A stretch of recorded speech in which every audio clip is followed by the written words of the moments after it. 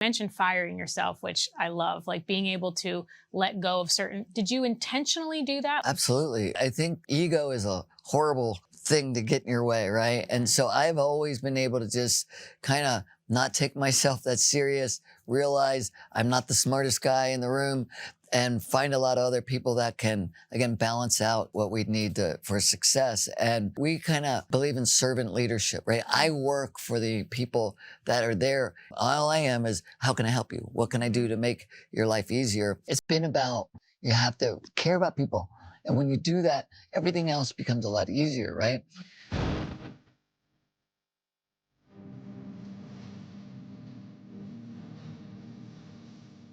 All right, guys, welcome back to the Candy Valentino Show. I am so glad that you're tuning in with me today. And I don't normally get very excited to interview many people, but today is not only a treat for you, but it is a treat for me, as I have the absolute honor to interview someone who I admire and look up to, and that is Glenn Stearns. Thank you so much for being here, for coming on the show.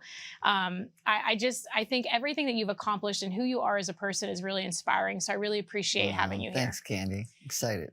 And we were talking a little bit before we hit play, and I know you said that you're an open book. And for people who don't know about the incredible journey that you've had, I'd love to just unpack, before Undercover Billionaire, before all of the things that maybe people know you for, I'd love to maybe talk about who you were before. I mean, I don't think a lot of people know that you had a child at 14.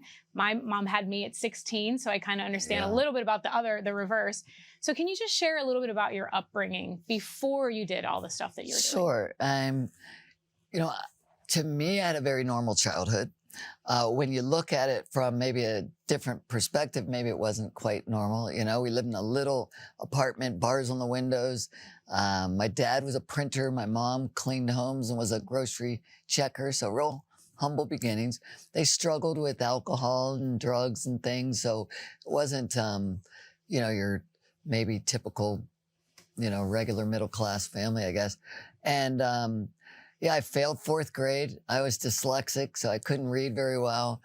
8th grade, I had a child, so I was 14, right? And then, I just ended up kind of figuring out I didn't want to live the same pattern as the rest of my family and everyone almost that I knew lived. So I thought I wanted to go to college. And so I ended up in college barely, because my guidance counselor said I couldn't probably end up in there because I had like straight D's in 11th grade, So I ended up like buckling down, and I got on the honor roll in 12th grade, and they called me a late bloomer and let me go to college. And I did that, took the old 5-year plan. And, I was literally in a bar following still the same patterns as my family. And I was just laughing hysterically at some dumb thing that happened with my friend. He got slapped or a beer thrown on him. I don't remember that. But in the middle of my laugh, I like to say in the middle of my deepest fog, I had my clearest clearest thought, right? Which was, I don't want to do it anymore. It's boring. Like, I don't want to live in a bar in a cave and follow the same pattern, even though I kept slipping into that. And so I thought to myself, I want to go to California, and I told my friend the next day, let's go. And we packed up, drove to California, and, and kind of stayed for a few days. My friend wanted to go home, and I was like, I think I'm going to stay, and kind of the rest is history. Where was home prior? Where was that bar that was your typical? I was in Maryland. I grew up in Rockville, Maryland. I was in school in Towson.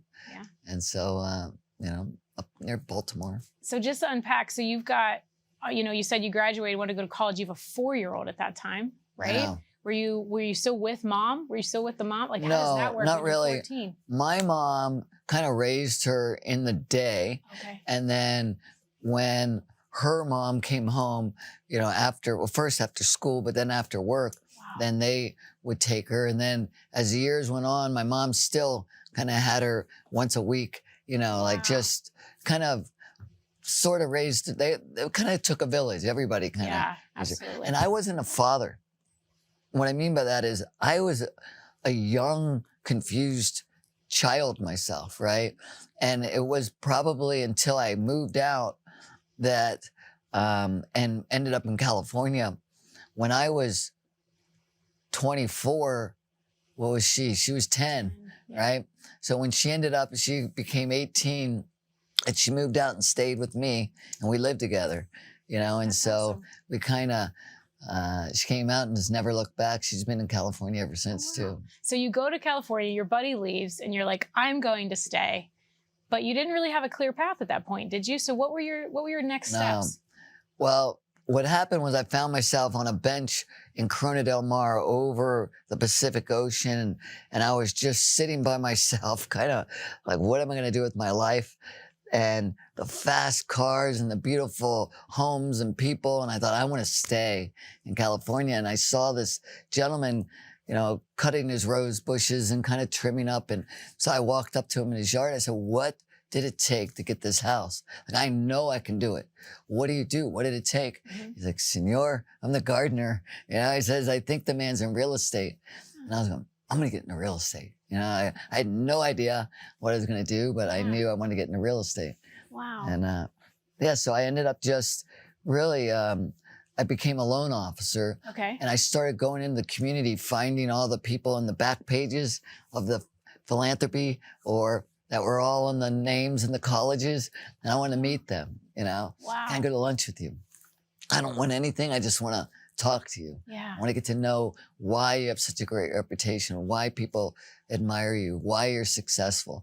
And I did that as my hobby. I just sat with people and tried to learn off of what they had done, right and wrong, Yeah. So you're reaching out to people, you're meeting people, but I heard a little fact that you were waiting tables even after you were successful and even made your first $1 million. I don't think that's something that, number one, a lot of people would do today, but can you share a little bit about your thought process of why you're still doing that? Well, the gentleman's name that owned the restaurant was Ivan or Ivan, and they called him Ivan the Terrible, right? I mean, he was a very mean man because he had grown up in the war, back in France, and he was very cheap, probably is the right word.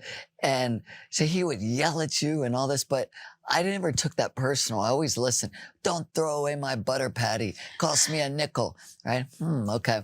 And so I just became friends with him, even though he was a very, angry man. And after I started doing my own thing and having my own business, he would say, can you come in on Fridays? And I thought, do I want to spend money going out, or would I rather sit with him? We'd eat a dinner. He'd say, oh, I'm too busy. Can you go and catch some tables? So I'd make a couple $100. I would have a nice dinner with now my friend, right? Yeah. And I wouldn't spend it. So it kind of worked out. And I like people. So I enjoyed, hey, how you doing? It just was, I didn't care that, I think, oh, I'm above that. Above what, Wow. So instead of taking from your bank account, you were adding to your bank account with some money. And I enjoyed it. Adding in life, right? And mindset and picking up experience from this guy that had this restaurant. That's fascinating to me. Well, there's obviously been a lot of things that happened from that moment to you starting Stearns Lending. So what happened in that? How long was that you were still doing this? You were trying to find people in the newspaper and starting your own business. So 10 months after starting as a loan officer, I thought, well, I think I could do this. And so I went and partnered with a gentleman, and we started our own company. And one of the first things I could remember, I've got loan officers, and they would come in. I'm on the phone, and they'd take one of my business cards, and they'd write on the back, call me when you're off. And I say, hang on a second. I say, that business card cost me a nickel. It's the same lesson the man would tell me about the butter patty, right? But it was really about knowing that every penny counts, right? And of course, I wasn't as mean as he was, but he just had a big, thick shell. And so I started, just gathering loan officers and getting more and more and trying to replace myself, waiting tables, gathering loan officers, bringing the business up. And I realized we're probably never going to be a big lender. So I got into government contracting with HUD. So I started to do title and escrow and audit work. And I got kind of good at that. And it's all relationship driven, right? You talk to contracting officer. Hey, we got another couple contracts coming up. Oh, could I bid on those? And so we did that. I became the biggest HUD contractor in the country for title work. I then became the biggest HUD contractor for audit work. So I had 2 different companies with HUD doing that. Worked under 4 HUD secretaries and really got to grow in that business. All along, my mortgage company was just kind of chugging along until maybe 2001, when the new HUD secretary, Alfonso Jackson, came in and said, no more large businesses. We want HUD's for the small guy. We want small contractors. That kind of phased me out. Oh, wow. Yeah. And I'm now friends with Alfonso, funny enough. We're both in Horatio Alger. But I would tell him, I said, you kicked me out of HUD, you know? Oh, my gosh. Now, but how did that change? Did that change drastically, your revenue and everything in your business? Well, lucky enough, these contracts lasted a couple of years. So some fell off slowly. It wasn't an abrupt, halt.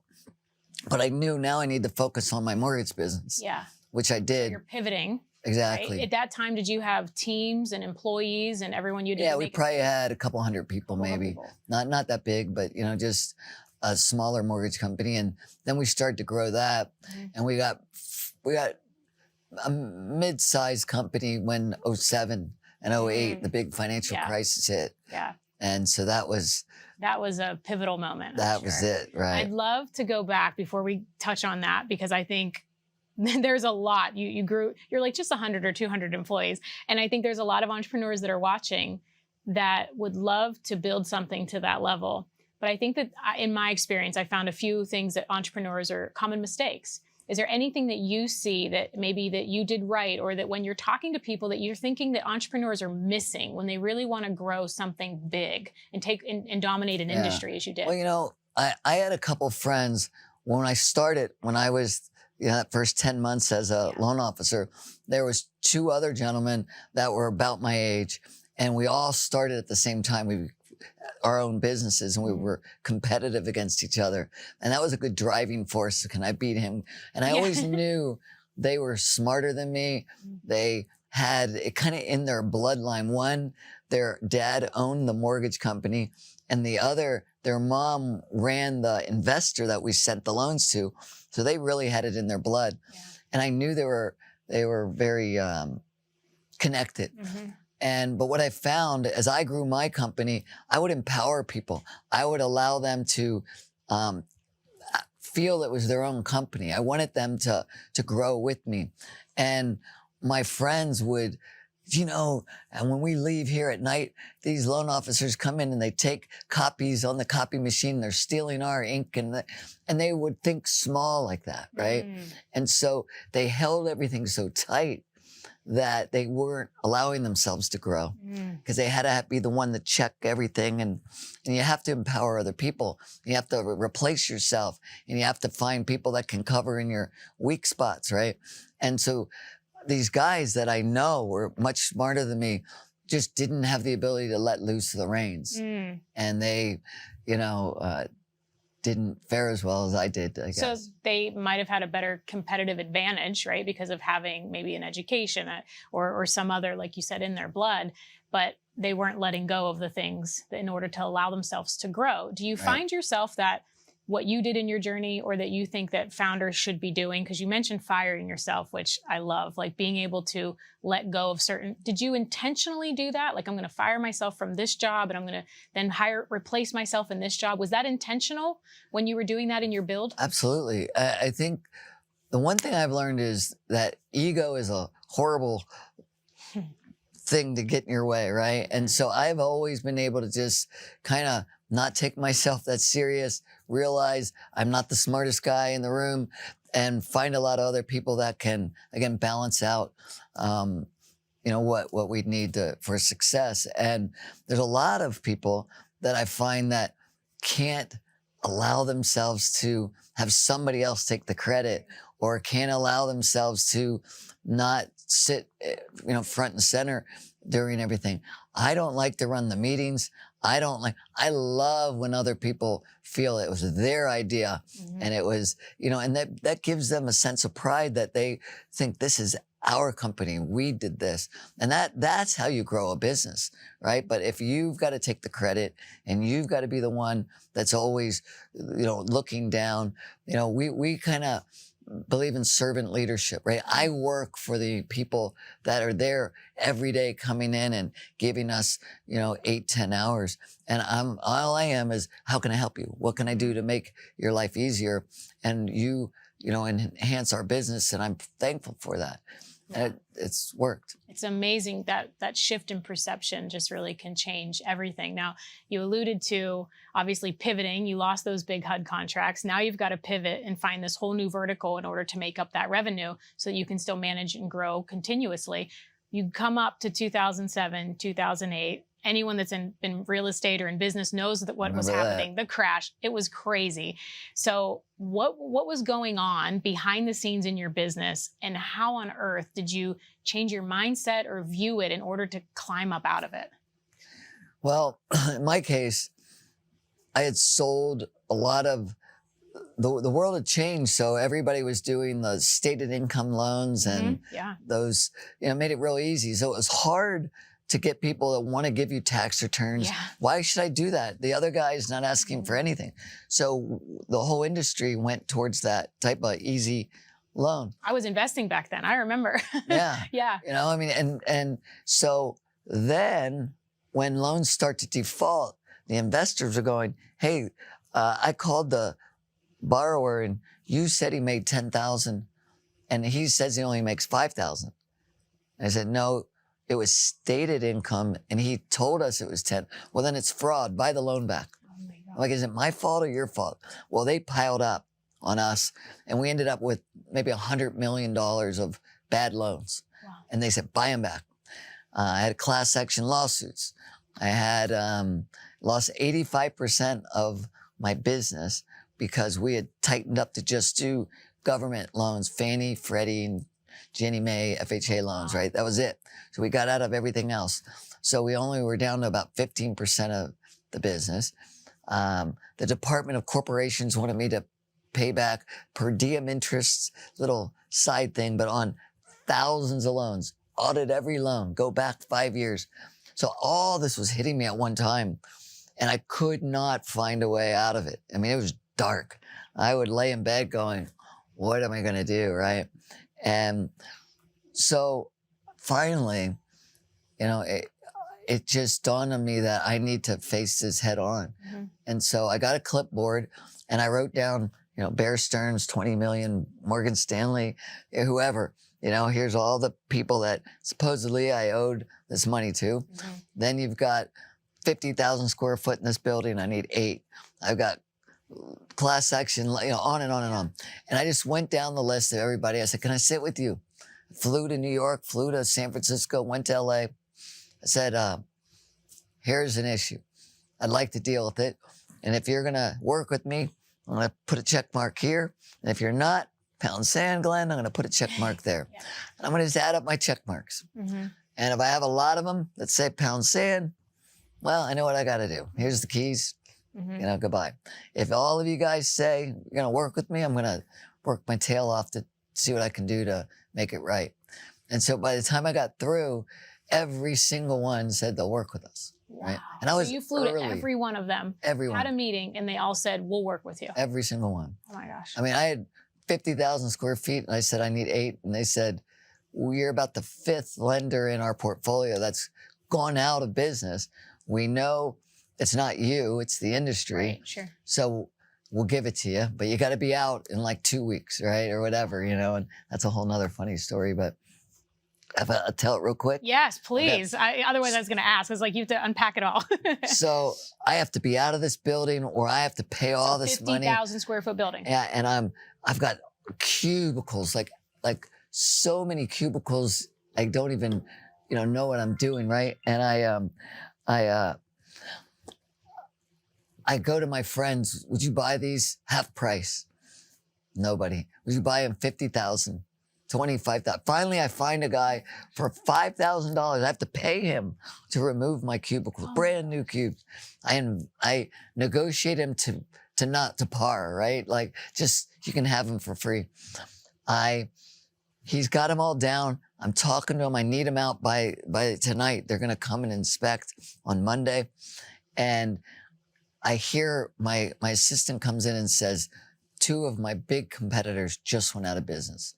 And they were going out every day. Oh, yeah. They had if you could look it up, it's still there. I think mortgageimplode.com. It was an implodometer. It had everybody going out of business.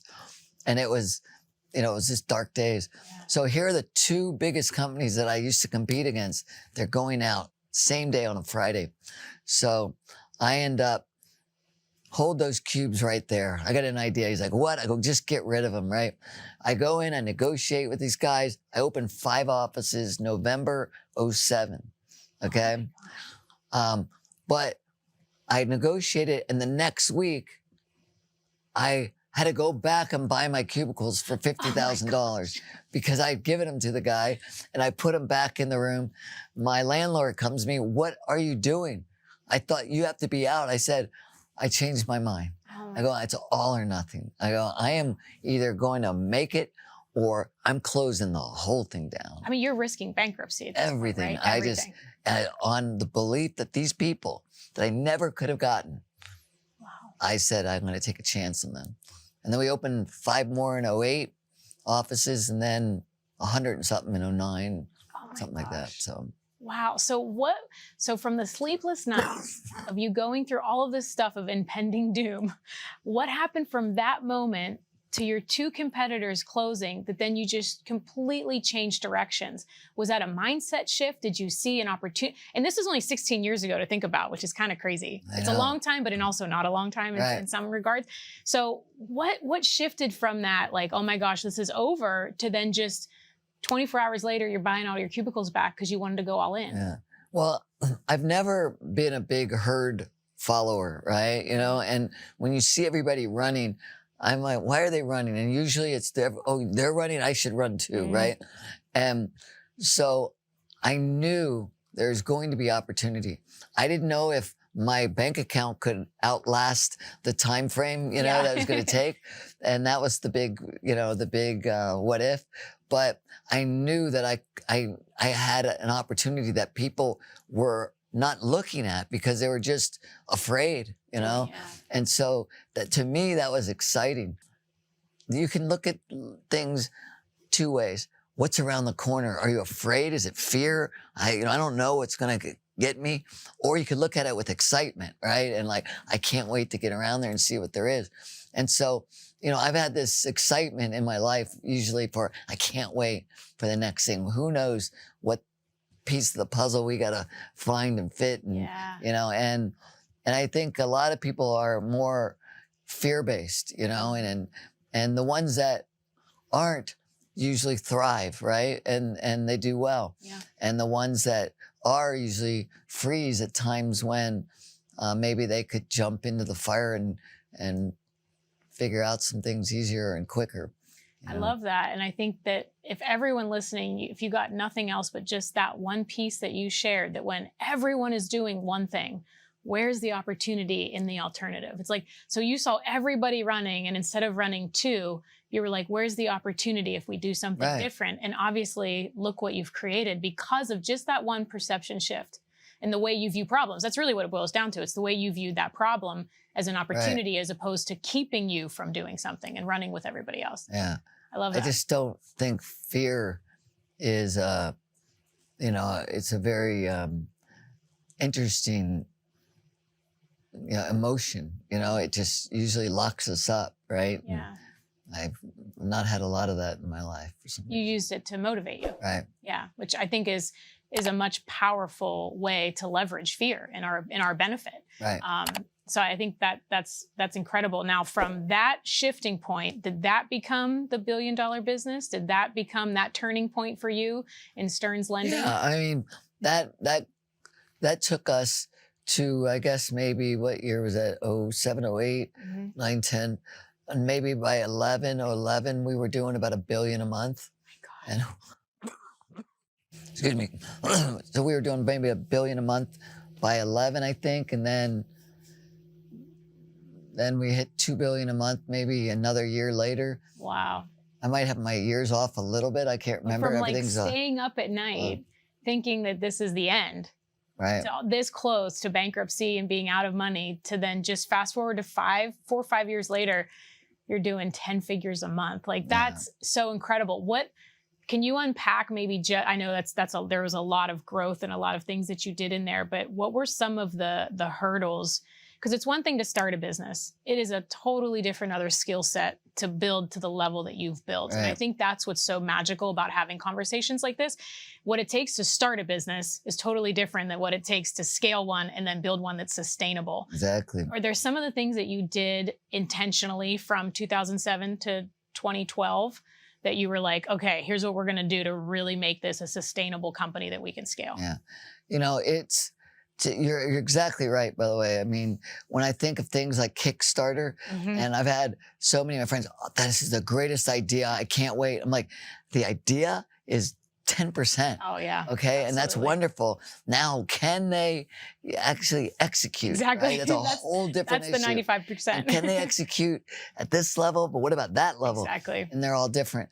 And so what I found again was we kept replacing ourselves, right?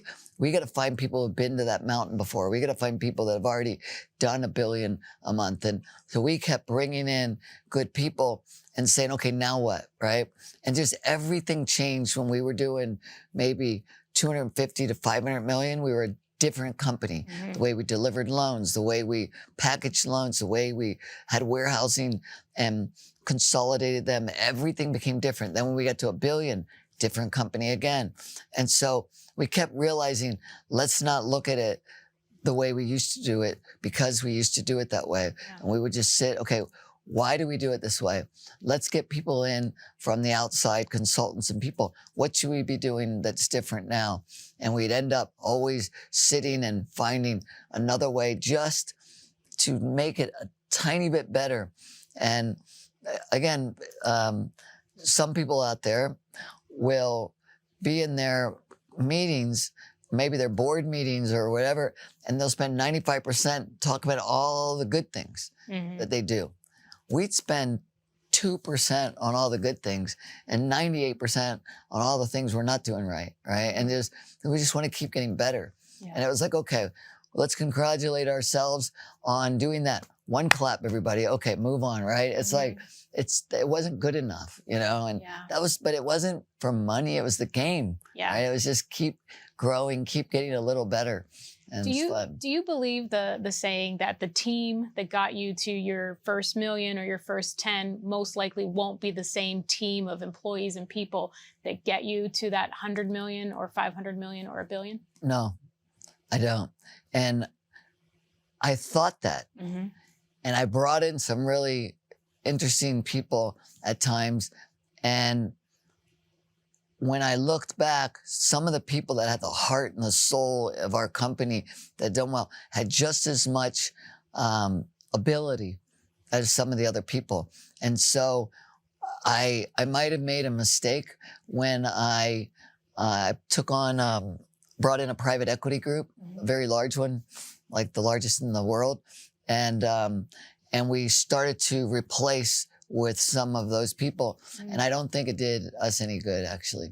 Wow. So I thought that way, and then I lived it. And that's one of the reasons I came back and went and did it again, is because I think when you have really good people, you know, you got to allow them to grow as well. And so I kind of had a small regret that, you know, when they came in, the world changed a little bit, and I wished it hadn't. But I love that, though. I love that you shared that, because I think sometimes people just want to reiterate and regurgitate a piece of information like, oh, you're going to have to switch out your team if you want to go there. But you actually did it. And looking back, you think that there might have been some downside to that. There was. Yeah. Wow. Yeah. Thank you for sharing that.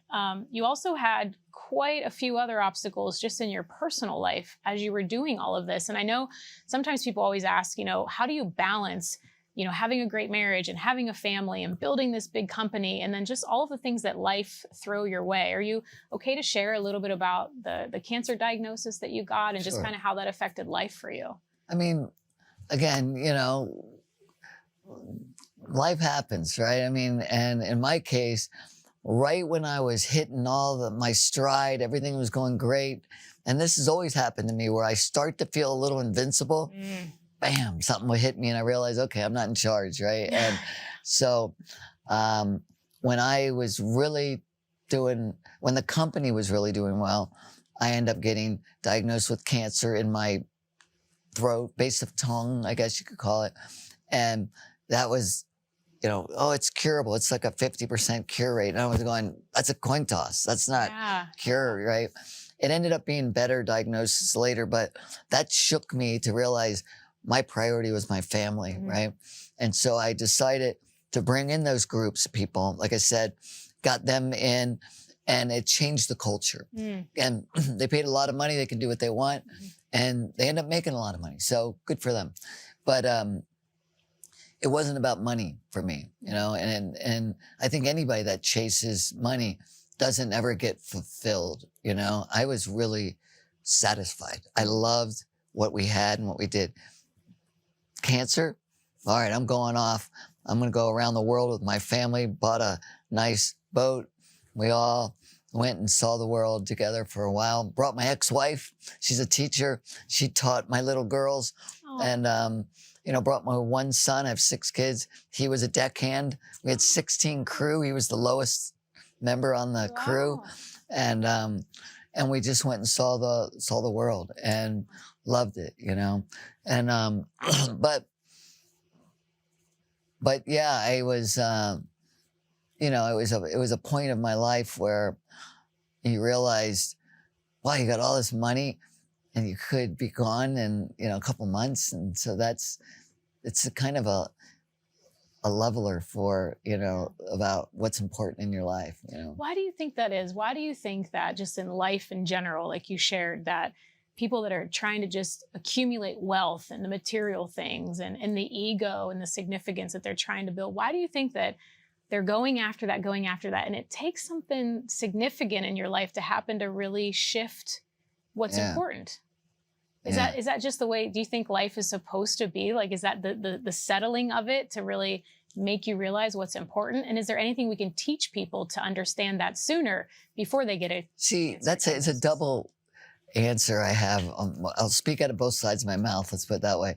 When we were in India, when we were in Fiji, I've never seen people happier. And they didn't have anything but a little stick and a little wheel, I mean, they were just little kids and the families and everybody were very happy, but they didn't have a lot. And when I think of what is the most important thing, as I've told my children, I don't care if you work under one of our companies. I want you to be happy, right? That to me, I mean, when you're at the end, you're going to think, did you live a nice life? Did you inspire and did you create and did you help other people, right? And do you feel fulfilled?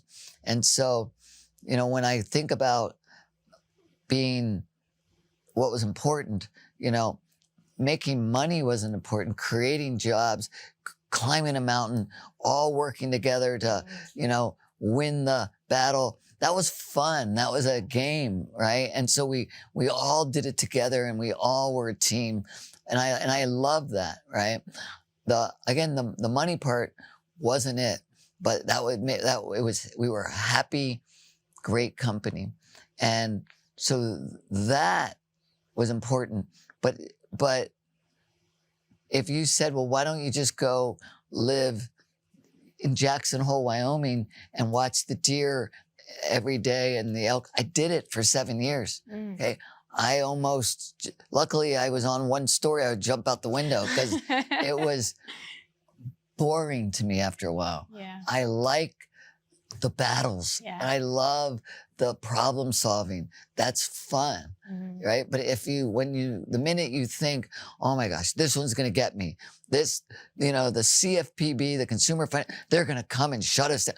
If you start living in fear again, you've lost, right? But if you live in, this is fun. Yeah, here, come on in, regulators and auditors, and do what and you don't live in fear. It's a great spot to be in. But I don't want to be, and it is not money, but and it's not just being in peace. I want to fight battles, and I want to, bring people together and strategize. Makes life exciting that way, right? Exactly. Everyone thinks when you have a big exit, you're going to go sit at the beach, and that only lasts at least for me, it only lasted a few months. And I was bored again. You mentioned your kids. You have 6 kids. How do you instill a lot of these principles into your kids? Because I see so many people that have a level of success. Their kids don't really have any ambition. They don't have any drive. They're not very happy. Is there anything that you and Mindy or your ex-wife have done that have been very intentional about the way that you've raised your kids? So many things. Oh, yeah. My lawyer wrote a book, and in it, he wrote, for everything we give our kids, we take something away. Oh, and I really believe that, right? We're trying to give them what we didn't have. And then we don't allow them to struggle. We don't allow them to, have this sense of accomplishment. And so it's very true, because we're trying to overcompensate because of what's happened maybe in our lives. And so every time I've seen an opportunity, I laugh, because I've watched my kids, and I go, I can see them. They're about to hit the pole, and I got to let them hit the pole, right? Because they got to learn on their own. And so I've witnessed a lot of times. Once my son said, hey, can I go to the New York and Washington, D.C. trip with my kids? With my class. This is in California. And I said, absolutely. When is it? Oh, it's, in May. This is like September. I said, great. I said, well, how much is it? He goes, $2,500. I go, perfect. I go, we'll even pay half, son. He goes, half? How am I going to come up with $1,250? And I said, you got to figure that out. But you got a long time to figure it out. Yeah. And so did he? We've figured finally, how much do I pay the gardener for grass cutting? Yeah. $50. Okay. Every time you cut the grass, you get $50. Okay. He calls me, Dad, I cut the grass. Don't move. I'll be right there. I'd run home from work, miss the spot. Next time, I'm taking $10 off. The next time, 20. The next time, 30. Oh my God. You do a job, you do it right. So valuable. He calls me 4 days later or whatever. He was cutting it short, right? Yeah. And, hey, Dad, I cut the grass. Don't move. Come home, walk the grass with him. Great job, son. Wow. Always do a great job. So we go about this. He had to leave $100 in his bank account. That was the deal, right? It's like 2 days before his big trip. He's got all the money plus an extra $500 because it's, he's really done well. He goes and buys a PlayStation or Nintendo or something, and it was like $500. And so he's got the money. He's got the $100 extra, but he forgot about the tax. So now he ends up at he's got like $40 or $55 in his account. And it's the afternoon before he's going on his trip. Because Dad, I got all the money. I want to pay you your $1,250. I thought I had the $100, but I bought it and paid the tax. I said, I'm really sorry, son. Can't go. Can't go. I said, we had a deal. The deal is you have to have $100. But Dad, I can cut the grass right now. I said, go cut the grass then. So he goes, cuts the grass. He comes in, long face. Dad, it's dark. I couldn't finish. So then can't go. So we had a deal. I'm really sorry. So he goes downstairs. My wife and my daughter both look at me. I'm like, I go downstairs with him, pull open the drawer, grab a flashlight, come with me. I walked with him the rest of that grass with a flashlight. He cut the grass. He ends up going to his trip. He had enough money, and he had to write an essay for the next year. What are you most proud of? He wrote, I'm most proud I paid my way. Aww. Now, why would I want to take that away from him? Right. Wow, that's such a great story. I hope every single parent got that fully. And I don't have a similar story, but my parents were very young when they had me, and I am so proud that I've been able to figure out my way. And I think when we do too much for people, that we really do rob them of that adversity and that pride that you can have. And then it builds on it. Like he probably thinks he can figure out anything now in life because he was able to figure that out. And what you taught him by keeping his word. Integrity, right? That's exactly what it's all about.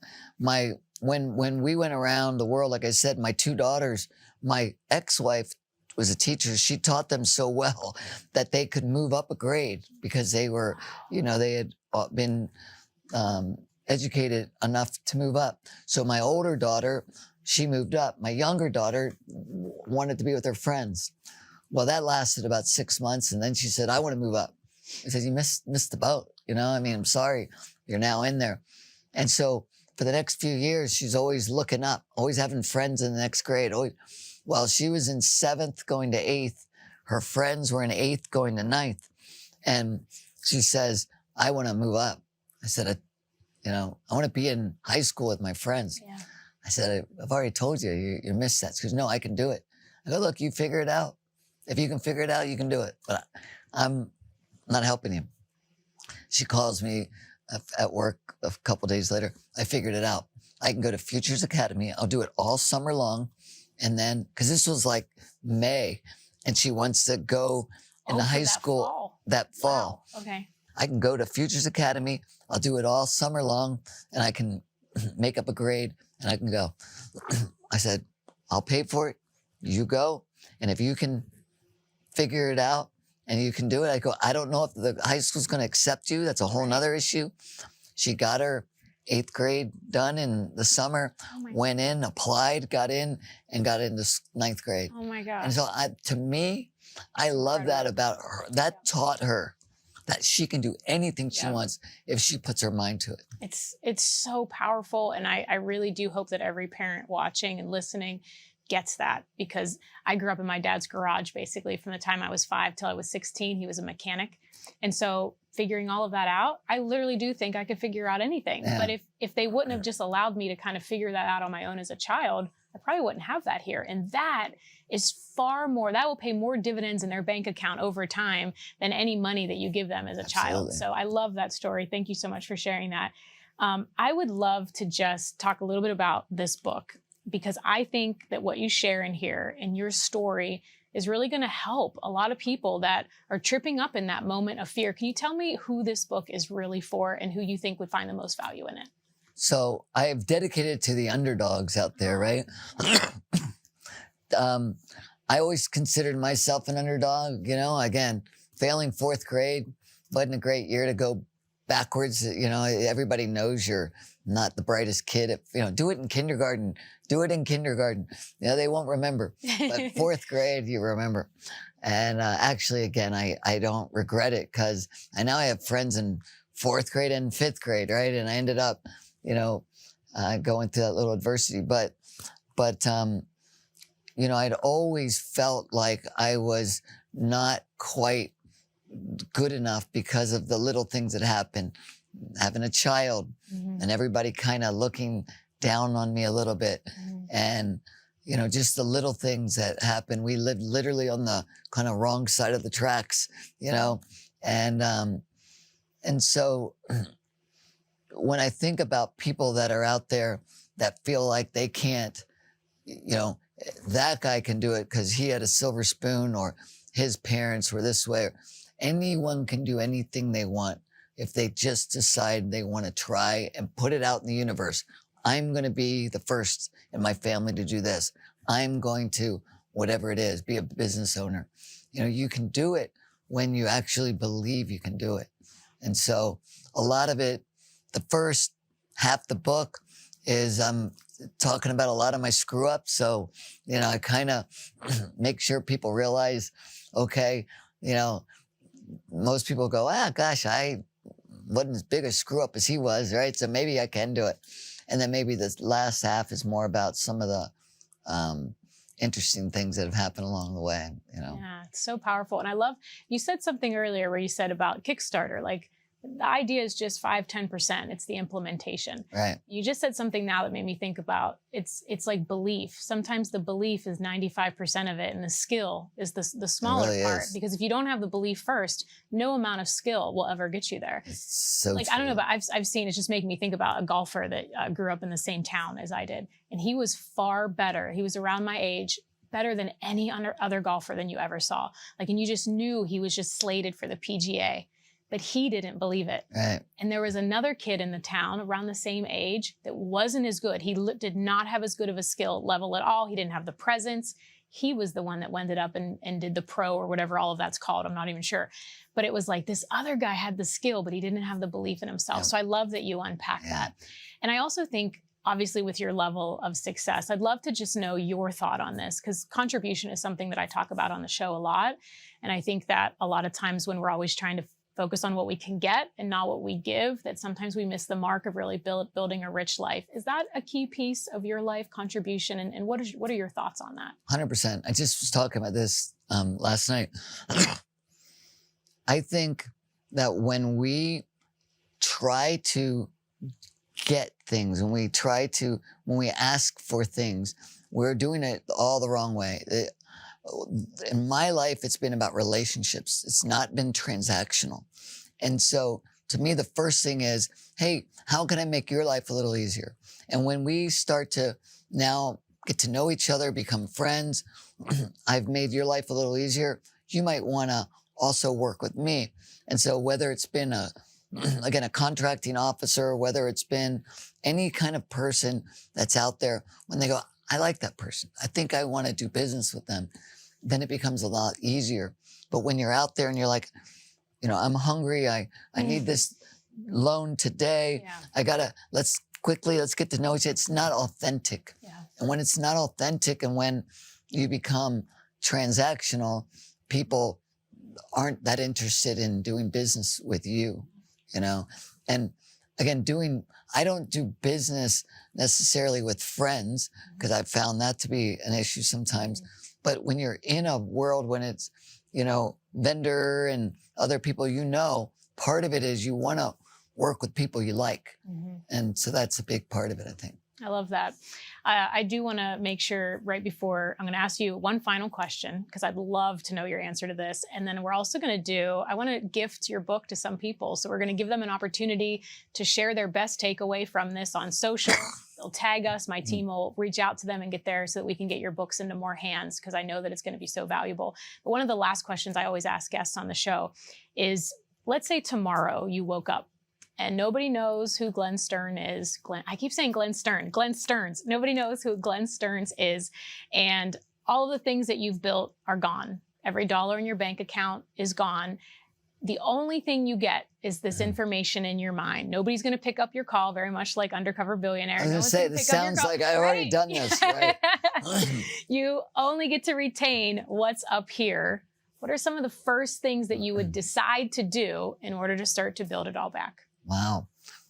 Watch Undercover Billionaire, because I did this, right? I literally, what you didn't see on that show was I didn't have anywhere to sleep. I was sleeping in the car. So there was an app called couchsurfing.com. And I would go on couch surfing, and I ended up in like 8 different people's couches. And what I loved about it was no one knew who I was. They didn't know I had any kind of success. And we could just sit all night. I sit and talk. The cameras were gone. There was people that thought I was just some guy that wanted to start a business on my own, right? And so I got to do a lot of what you're talking about in real life without the show, just sitting at night with these people. And I really enjoyed, again, because what I found was relationships are all that there is really so important. And I've stressed this maybe too many times, but when you have the ability to really go deep with people, you can change people's lives. I spend a lot of my time with people that I send to MD Anderson. I'm on the board at MD Anderson. I had my cancer treatment there. And it's not about whether I'm trying to get them to work over here and that. It's that I truly care, right? I've got a lady named Maria Mayorga. I did loans for her in 1988. I did loans for her 7 sons. I did loans for her dad. I've done loans a few months ago. I'm at work, and everyone in my work gets all nervous because in my office walks 2 cops that come in, and everyone's like, oh my gosh, these guys just barge into Glenn's office. I'm like, Rudy, how you doing? Is one of her sons, right? Wow. And they, and I've been with this family. So it's been about sitting and getting to know people and who they really are and caring. I was just there. She's in a senior living place. I've been to their weddings. They've been to mine. And so you've got to get personal and real and really care. Not do it because, hey, maybe I'll make some money, right? It's because you have to care about people. And when you do that, everything else becomes a lot easier, right? So if I'm sitting there and nobody, knows me, but I've got all this success, I can either be, I'm better than you. You don't know this, but I am actually a very successful person. And by the look of me, maybe you should think I'm a jerk because I am. Or I can really care. And who cares about the money or the stuff? Who are you? Tell me about your life.